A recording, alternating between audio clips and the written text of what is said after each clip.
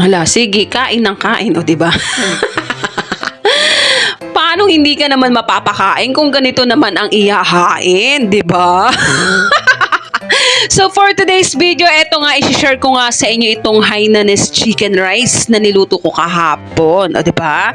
Mala Chinese ng ulam at pagkain natin for today's video. So tara na nga, samahan niyo nga ako kung paano ko siya ginawa at napakasimple lang nito. Actually, ito yung ulam o pagkain na kapag tamad ka, isang salangan na lang yung kanin at ulam mo, o 'di ba? So kakailanganin nga natin dito ng chicken. Ayan, sumaga nga kami nag-hyper. Namili kami doon ng chicken at ang pinili ko ay Thai para hindi naman medyo dry kasi breast actually yung kadalasan nating ginaganito para wala na siyang buto. So binoneless ko na lang din yung Thai, hinugasan at tinimplahan ko siya ng salt and pepper. So eto na nga, umpisahan na nga natin, wag na maraming daldal. Ang kakailanganin mo dyan ay itong luya. So sa isang mainit na kaserola o kawali o mas maganda kaserola o kaya rice cooker, diretso nyo na, pwede yan. Maggisa na nga tayo nitong ating luya. So ang ginamit kong mantika dito guys is olive oil kung meron ka at kung nakakaluwang-luwang ka, 'di ba? Pero kung wala, ordinaryong mantika, pwedeng-pwede na 'yan.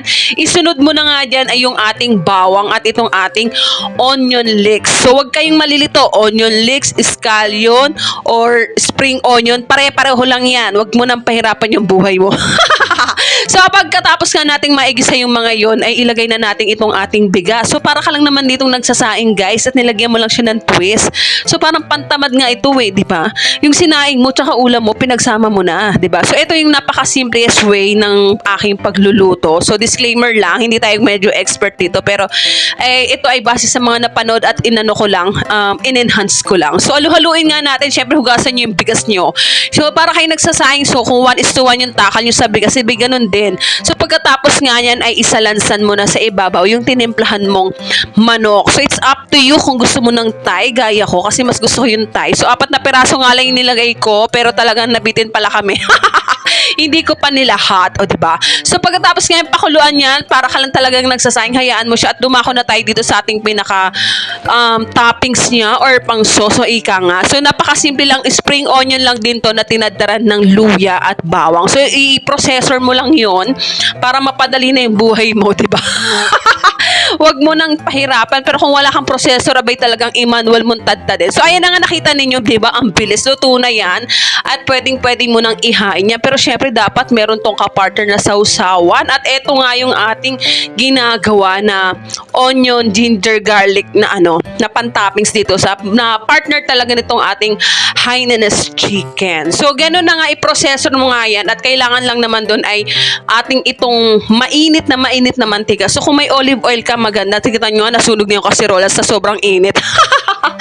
Ayan, so ibubuhos mo lang yan direkta doon sa yung prepare na onion leeks na may garlic at ginger. Ayan, then imekos-mekos mo yan. Then after nga yan, eto nga, mag-plating na tayo guys. Ayan, so kailanganin mo dyan ng oyster sauce. Ayan, so kung may oyster sauce ka, di bongga, dahil yan talaga ang partner niya. At itoppings mo nga yung ginawa mong may tawag dun sa Chinese term, hindi ko naman tanda, basta yan na yun.